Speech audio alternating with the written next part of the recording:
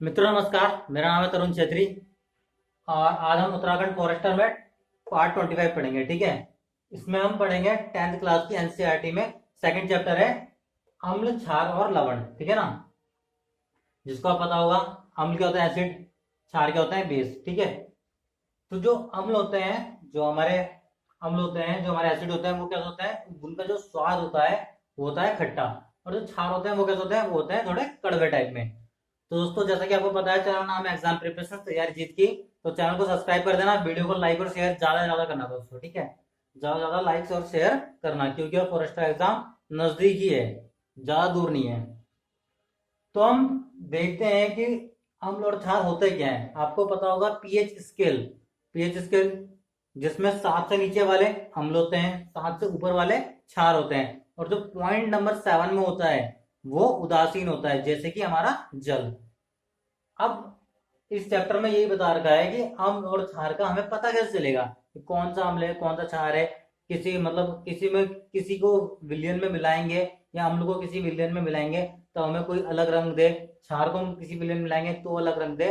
तो उसका पता लगाने के लिए, ठीक है, उसका पता लगाने के लिए हमें एक होता है लिटमस पेपर।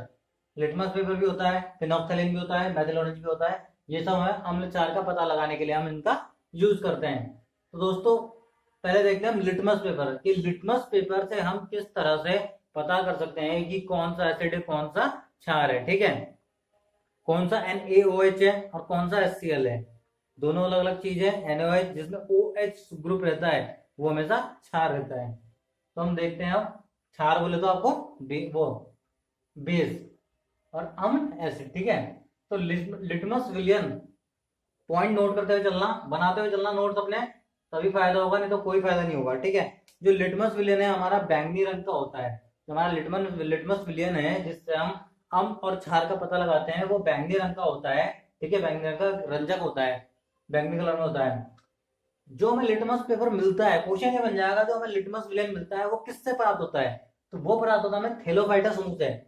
ठीक है, एक थैलोफाइटा समूह भी है। जब आप आगे साइंस में पढ़ोगे, पहले मैंने पढ़ा रखा है जैसे थैलोफाइटा, तो हाँ प्रीवियस वीडियो में देखो तो आपको मिल जाएगा थैलोफाइटा का।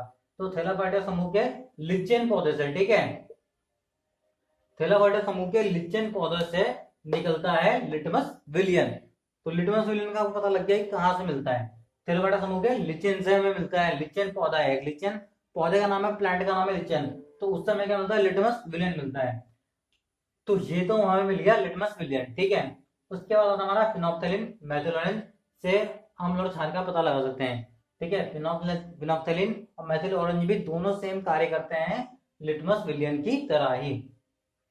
अब देखो यहाँ पे एक टर्म ये लिखा होता है लवण। अब आप ये सोच रहे हैं ये क्या होता है ना, ये अम्ल और क्षार का मिक्सअप होता है। जैसे कि एग्जांपल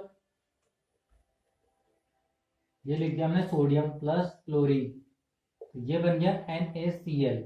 तो ये क्या बन गया, ये बन गया एक लवण। ठीक है, इस तरीके से आप समझ जाओ कि ये है क्या, दोनों चीज का मिक्सअप है NaCl। ठीक है, एक लवण बन जाएगा वहां पे वो। अब इसके बाद हम देखते हैं अम्ल क्षार की, अम्ल और क्षार की। ठीक है ना, एसिड और बेस की धातु के साथ क्या अभिक्रिया हो गया।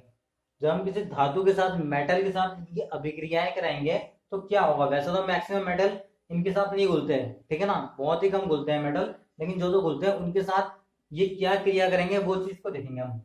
अगर देखो अम्ल को, क्वेश्चन आता है अगर अम्ल को धातु के साथ मिलाया जाए, ठीक है, अम्ल को धातु के साथ मिलाया जाए तो हमें क्या प्राप्त होगा।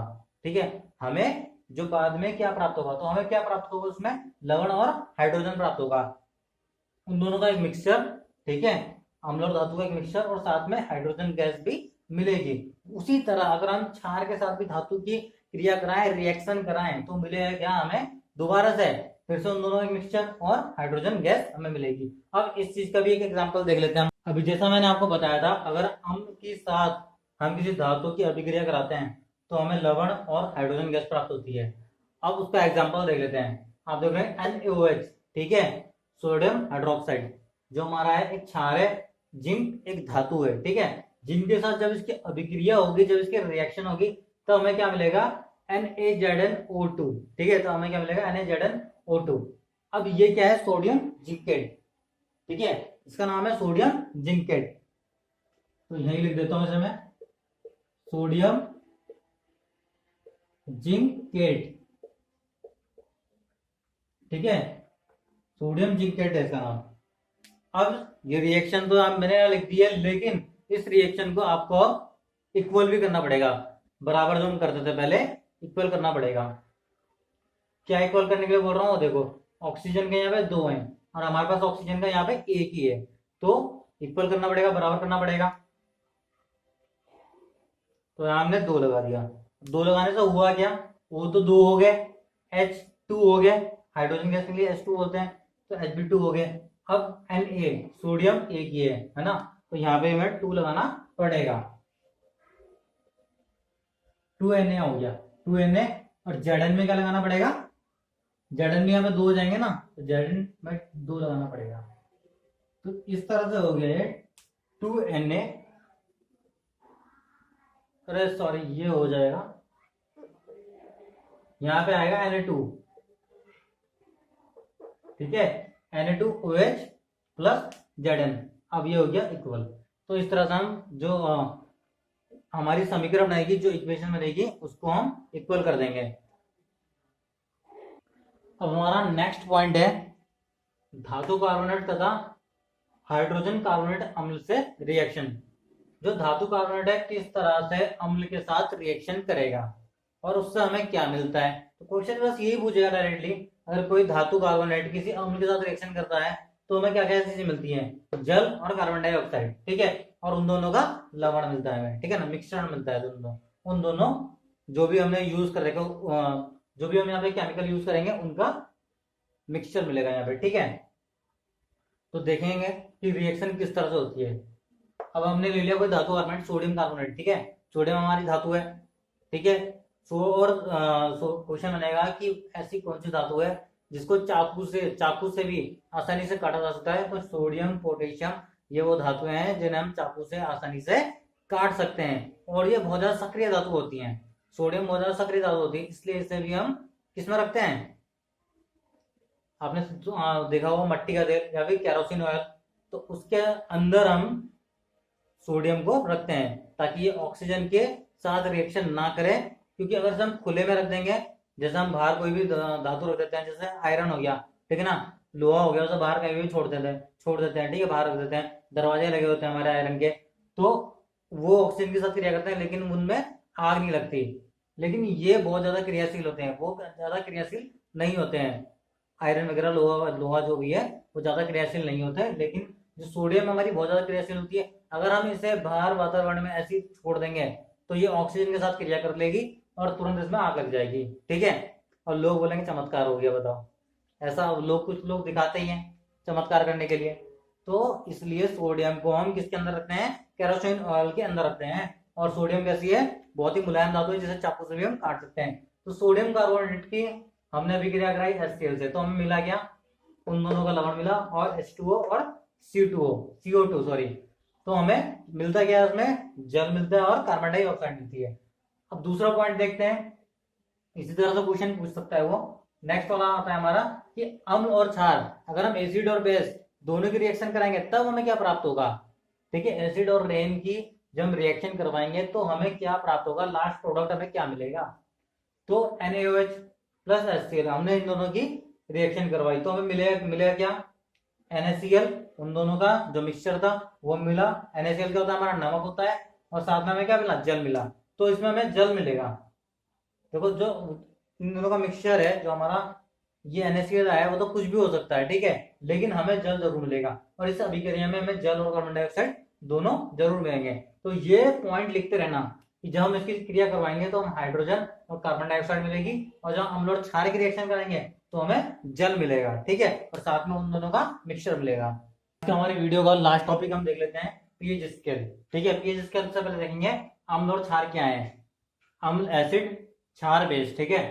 तो अम्ल वो होते हैं जिनमें हमें H+ आयन मिलते हैं, H+ आयन जिसमें मिलेंगे वो क्या होंगे, अम्ल। और क्षार क्या होंगे, जिसमें OH- आयन मिलते हैं, उससे क्या होता है, क्षार, ठीक है। जो ये पीएच स्केल है, पीएच स्केल का जो निर्माण किया था, पीएच स्केल को जिसने मैन्युफैक्चर करा, जिसने बनाया, उसका नाम था सॉरेंसन। क्या था, सॉरेंसन। अब सोरेनसन को याद करने का तरीका, सोरेनसन को याद करने का तरीका, पी से पल्सर होगी बाइक हमारी, ठीक है, और पल्सर बाइक में क्या करता है, एक साइलेंसर भी लगा होता है, तो सोरेनसन को साइलेंसर से हम मतलब मिला के याद कर सकते हैं थोड़ा सा, ठीक है। अब देखो यहाँ पे 0 से स्टार्ट होता है 7 और 14, लास्ट होता है 14 तक, ठीक है। तो 0 से 7 तक, यहां से यहां तक अम्ल मतलब कि एसिड, और यहां से यहां तक बेस मतलब कि क्षार होता है, ठीक है। 0 से 7 तक अम्ल होता है, 7 से लेकर 14 तक क्षार होता है। जो यहाँ पे 1 या 2 नंबर पे आएगा वो प्रबल अम्लीय होगा, और जो यहाँ पे 14 में आएगा वो प्रबल क्षारीय होगा। और जब हम जैसे जैसे हम इधर की तरफ बढ़ते जाएंगे, इधर की तरफ बढ़ते जाएंगे इस पॉइंट की तरफ, तो हम उदासीन की तरफ आ रहे हैं, हम का उदासीन की तरफ आ रहे हैं। और जो 7 होता है, 7 किसका पीएच मान होता है, जल का, 7 पीएच मान होता है जल का। अब कुछ पॉइंट में नीचे लिखे हैं, इन्हें आप नोट डाउन कर लेना, ठीक है, क्योंकि ये इंपॉर्टेंट थोड़ा। जो हमारा शरीर है, हमारा शरीर जो हमारा शरीर 7.0 से 7.8 के बीच के पीएच मान में काम करता है, ठीक है। हमारे शरीर का जो पीएच मान है 7.0 से 7.8 होता है। जो हमारा ब्लड है उसका होता है 7.4 यहाँ पर, मतलब हमारा ब्लड कैसा है, क्षारीय होता है, ठीक है ना, कैसा होता है, क्षारीय। तो हमारा जो शरीर है वो किस पीएच स्केल पे काम करता है, 7.0 से 7.8। इसका निर्माण किसने करा था, सोरेनसन, ठीक है, याद रखना। अब दूसरा पॉइंट है हमारा वर्षा का जल। दोस्तों आपको पता है चैनल का नाम एग्जाम प्रिपरेशन तैयारी जीत की, तो चैनल को सब्सक्राइब कर देना, वीडियो को लाइक और शेयर जरूर कर देना, और बेल आइकन दबा देना। दोस्तों वर्षा का जल का जो पीएच मान होता है वो होता है 5.6। कहने का मतलब ये है कि वर्षा के जल का पीएच मान अगर 5.6 से कम हो जाए, इधर की तरफ जा रहा है, वर्षा के जल का पीएच मान 5.6 से कम हो जाए तो वर्षा कैसी हो जाएगी, एसिड रेन कहलाएगी, एसिड रेन कहलाएगी हमारी, एसिड रेन, अम्लीय वर्षा कहलाएगी वो। क्वेश्चन आ जाएगा कि अम्लीय वर्षा कब माना जाएगा, मतलब उसका पीएच मान कितने से कम हो जाए, 5.6 से अगर कम हो जाए तो उस वर्षा को कैसा माना जाएगा, अम्लीय वर्षा माना जाएगा।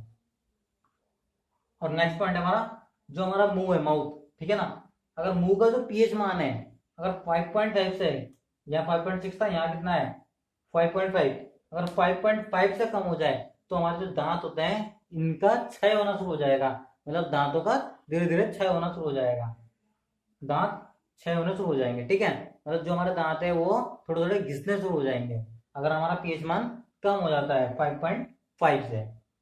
तो दोस्तों आज के लिए हम इतना ही रखते हैं, ठीक है, नेक्स्ट वीडियो में मिलेंगे। धन्यवाद दोस्तों।